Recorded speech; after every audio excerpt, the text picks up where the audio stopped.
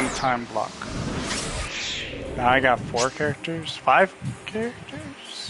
This is the end of the tutorial for this part of the story. You can reread previous tutorial messages via the main menu. There's a lot of important info in there, so reread it closely. Now, Fortunato has reached the 11 time block. You have 5 protagonists available. Whose story will you read first?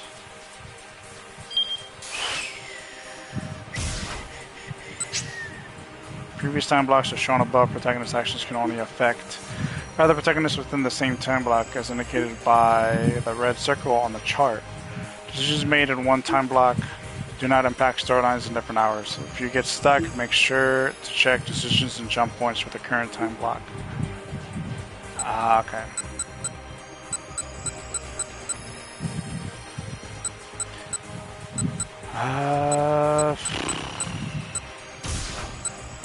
Is it me for watching all the bed endings? I think I'll do that on my spare time.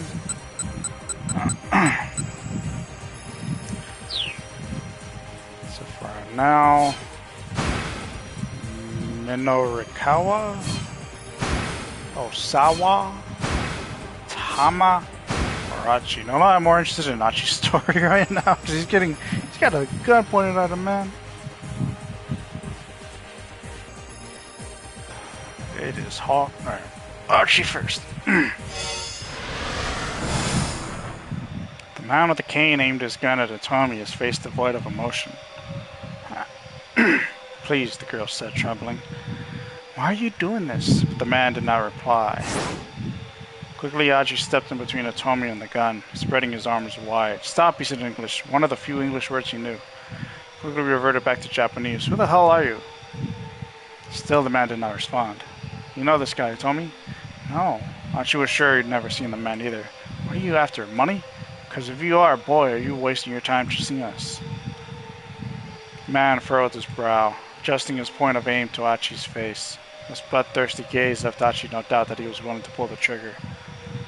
Reflexively, Achi took a step back, his foot clattering against the discarded beer bottle. We're going to get gunned down for sure, unless we can find some way to catch this guy off guard. It didn't need to be much. If Achi could just distract the gunman for a moment, by himself at the briefest window. Shoot me then. Go on, do it. He stepped forward as he shouted, hoping the provocation would confuse the guy for just long enough. Oh, shoot. Even as Achi moved, the gunman's attention was distracted for an instant by a sudden sound. The phone in his breast pocket was ringing. Seeing his chance, Achi lunged forward in an attempt to wrest the... Oh, I got 4 choices. Lunged forward in an attempt to wrest the gun away, snatched up the beer bottle and swung it at the assassin, grabbed Tomi and ran. A or B? I want to say B. Seeing his chance, Achi snatched up the beer bottle and swung it at the assassin. The man narrowly avoided being struck, but he staggered wildly off balance. Hey, Tomi! Achi grabbed her by the hand and dashed out of the club. The two sprinted away through the side streets and alleys of Shibuya. Achi began to feel as if they were running some maddening maze. Before long, the two had made it almost as far as the Yoma. Wait up! Huh? Achi, wait up! Achi glanced back at Tomi. Oh, my bad. Guess we've been running pretty hard. You tired? Tomi shook her head. No, it's just I have to get to Dogenzaka. Dogenzaka? What for? What could she possibly need to do there now? That's what I was told when I handed over the Achi case. The man leaned in to whisper to Tomi as he reached out for the case. You're going to do exactly as I tell you. 2 things. He wore a cool, faint smile as if this were some casual conversation. First, you're going to go to Dogenzaka and get in the blue van there. Tomi nodded wordlessly. Second, you will not attempt to contact the police or your family in the meantime. His chilling tone brooked no argument. Just those 2 things and we'll let your sister go. Tomi nodded again. The man flashed her a big, bright grin. Okay then. Give me the money. Blue van in Dogenzaka, huh? Achi muttered. So that's why you said the police were a no-go? This is exactly you, and I was confused why she said no. Tomi's voice betrayed her desperation. I wonder if your sister's in that van then. If she is, then we've gotta hurry. The issue lay in how to get to Dogenzaka. The could probably avoid their pursuer if they kept to streets only the locals usually knew about. That meant staying off the more well-trafficked routes like Roppongi-dori or the stretch between Mazuka and the station. The side roads south of the station were their best bet. It was going to be a long detour. Alright, come on. Turning out, she headed back the way they'd come. After a moment's confusion, Hitomi followed. Achi? There was a note of worry in her face. Hey, don't sweat it. I actually live in Dogenzaka. We're heading right back to my old neighborhood. Hitomi bowed her head. Thank you so much. Hey, it's no problem. I have to head home anyway. Achi gave her a grin and she cracked a tiny smile out of her own. Hey, you too. You got a minute? Crap. She looked around. A pair of men approached from across the street. There's something shady looking about them. Ashi's protective instincts kicked in and he stepped in front of Hitomi. If these guys were in trouble, he wanted to be ready. We just want to ask you something. The younger of the two men drew in closer, a sharp gleam in his eye. Achi braced himself. Ask us what? You know where the Nokani building is? The man held up a flyer. It was for some sort of health food sales demo. Come on, man, the Nokani building? You know where it is, or not? Achi knew the name. Wasn't that one of the buildings on Center Guy? That was near Dogenzaka, the same direction he was going. No harm in helping a couple lost dudes. Achi pointed them in the direction of the Center Guy. I don't like the thought of these two following Hitomi and me. Achi pointed them in the opposite direction from Center Guy. Ooh. Ooh. Ooh. Ooh.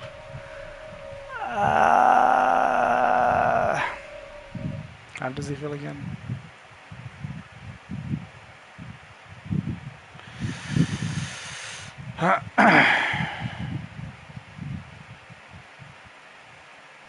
No, maybe you're just being too protected. I don't know.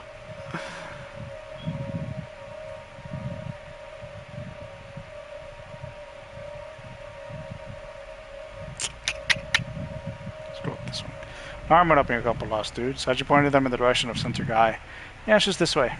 See, what the hell did I tell you? The bald man snapped at his companion. My bad, man, my bad. You were right. Gosh, you couldn't find your way out of a paper bag with a map and compass. My bad, man. Get us a taxi. Word.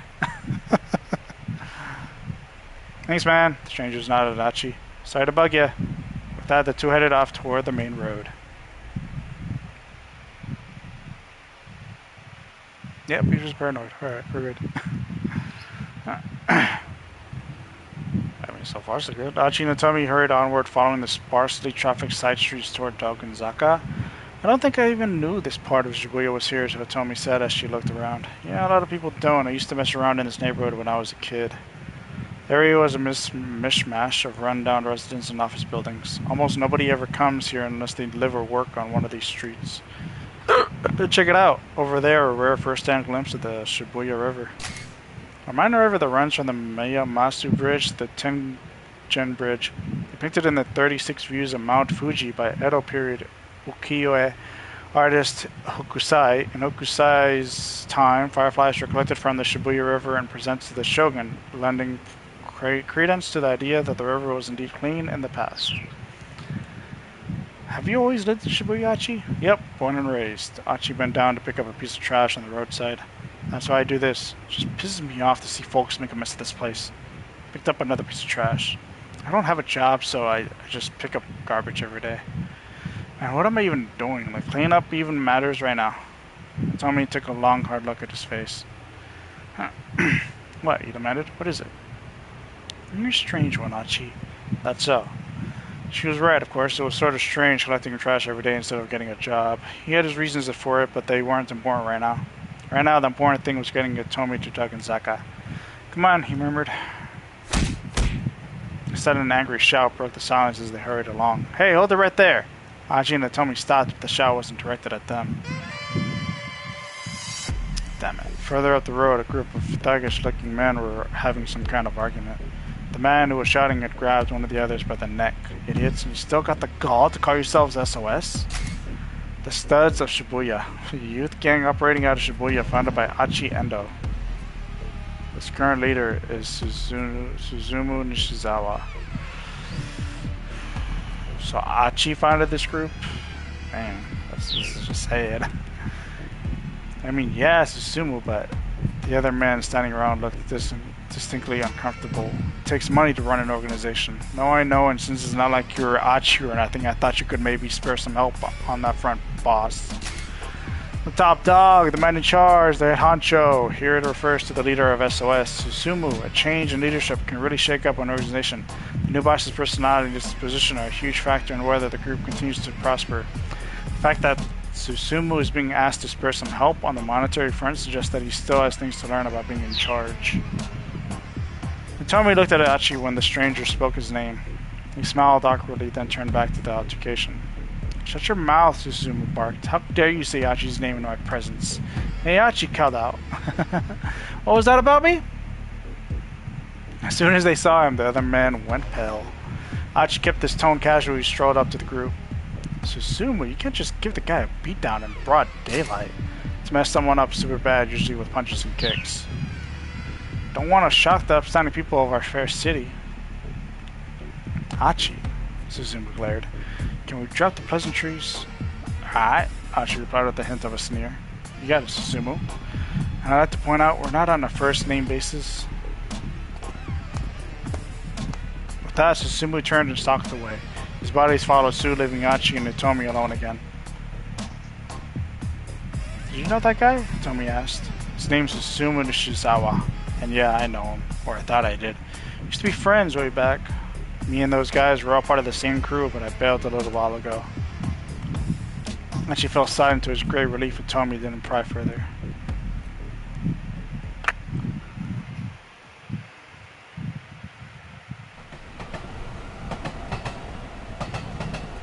Achi and Hitomi had gone a short distance further when he caught sight of a man picking something up alongside the train tracks. Huh? I wonder. Achi went over to him. Hey man, you picking up trash by any chance? Huh? The man let out a panicked shout. Tesai Yasuda, 35 years old, just opened up a knick-knack shop in Shibuya. Achi knows Shibuya like his own backyard, but this Yasuda guy is new enough that Achi doesn't recognize him. Sorry, it just kind of looked like that's what you're doing. Oh, yeah. Yeah, I'm picking up trash, of course. The guy seems pretty unnerved. Like, I just got to thinking, man, this place is filthy. Right on. Achi clasped the man's hand in his own. Someone else who gets it. They do? Totally. I see all this trash all over the place and I can't stand it. Oh, yeah, sure. The man breathed a sigh of relief. I can't stand it when someone throws something away when it can still be useful. I hear that. That's the spirit. Achi pulled out the trash he had stuffed in his pocket. Here you go. Huh? Go ahead. Have all of it. The man looked dumbfounded. Usually go around picking up the trash around here, but I've got a little thing I gotta do today. You got it from here. I'm counting on you. What? Actually, I'm kind of great, thanks. Achi beamed in approval, then rejoined Hitomi and headed on down the street. The man let out a sigh. Fine.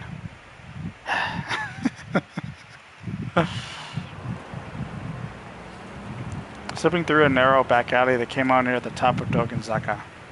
Achi looked down the hill but didn't see a blue van anywhere.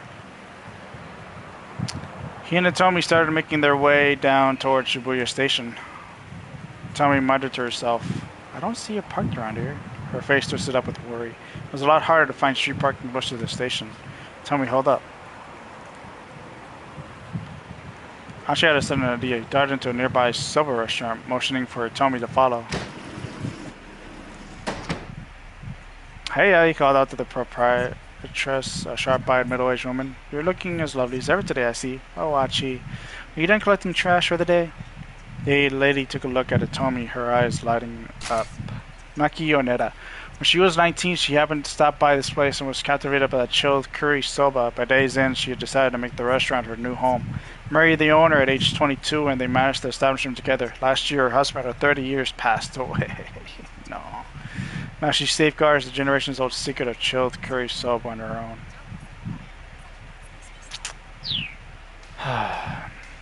Is this your girlfriend? Huh? Oh no, it's nothing like that. The proprietress was undeterred.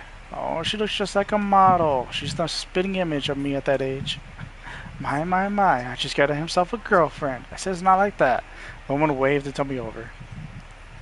Now, you know Achi's got a bit of a mouth on him, and he's not the sharpest tool in the shed, but he's a sweet boy. Okay. Hitomi forced a polite smile to her face. I tried to deny it, but don't you listen. Has he told you about Suzune? Hmm? Ma'am, please? Achi jumped in on the conversation. You gotta hear me out. Whatever's the matter, I'm just trying to talk up your good points. Have you seen a van parked just around here? A van? Let me think. Yes, can I think of it? There was. Blue one, she added confidently. Tommy leaned forward. Where is it now? She asked. Well, I'm not really sure. I don't keep a close eye on things outside after all. Tommy slumped. I see. I know it doesn't look it, but I've been quite busy today. The man who makes my noodles came by earlier to settle accounts, and we fought and fought over it. No head for finances, that one. That's his problem, honestly. And on top of that, of course, my part-timer, Masa, has to have today off, honestly. Masa, first-year student at Midoriyama Academy, a sweet young man who works as a part-time delivery driver for Dogenzaka, sends all his leftover money to his mother out in the country. Lately, however, he's gotten himself a girlfriend and he's been sending money back home less frequently. His noodle house job isn't paying enough to both support his mom and cover his dating expenses, so he's scheming for a way to make it rich quick. Boy.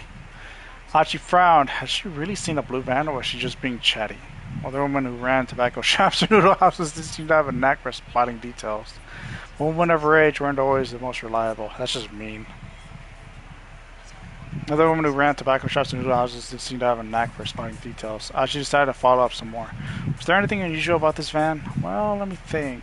The woman frowned, pausing a moment in thought. Aha! A flash of recollection shone in her eye. That's right, now I remember. I think there was some foreigner sitting inside. Achi and Hitomi exchanged glances. Yes, I'm sure of it. The man who makes my noodles said he saw it too. Was there anything else? Hitomi asked. No, not that I can remember. Tommy hung her head in frustration as they left the Soba shop. Achi did his best to cheer her up. Hey, we might still find that car. Let's try waiting around here for a while. Just waiting? What good will that do? It's possible that they went looking for you when you didn't show, Achi said. Maybe they'll come back, you know. Sat down on the edge of a planter outside the restaurant. But the criminals already had the money, she said anxiously. Even Achi understood the implications. Now that the crooks had the ransom, their hostage was nothing but a liability. I took the risk of letting her go when they already had what they wanted. The situation was bad, very bad. Still just running around Shibuya willy-nilly was only going to tire and frustrate them. Achi wanted to make sure Tomi had the chance for a little break. We don't have anywhere else to look, so let's just give it 10 minutes, okay, he said. Tomi seemed unconvinced. She looked like she might just march off down Dogenzaka at any moment. I understand how you must feel, but you know what they say. Slow and steady, stay in place. Tomi burst out laughing. What's so funny? It's slow and steady wins the race. For real? Tomi smiled and sat down beside him. Alright, she said, we can wait here for 10 minutes. Cool. We've run enough races today already, right? Tomi kept her eyes on the cars passing through Dogenzaka for a while. Then she murmured softly to Achi. Thank you so much for everything, really. You can thank me after we find this van. I'm sure if I'd been by myself, I'd have been in too much of a panic to do anything. What can I say? I try to keep my head up and face things as they come. You're quite the optimist, aren't you? Achi grinned. He tried to recall what optimist meant. He was pretty sure it had something to do with doctors and baby glasses. You're thinking of an optometrist, my dude. The shy, sweet look on Tomi's face as she said it, though, made him figure it probably wasn't a bad thing, whatever it was. Cars drifted on by, one after the other, but they saw no sign of a blue van. After a while, even Achi began to grow impatient. It was starting to feel like a waste of time. And then...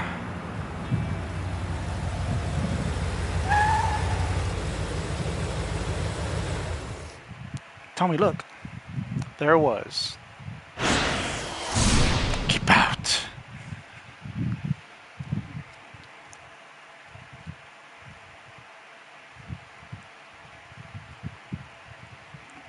So I got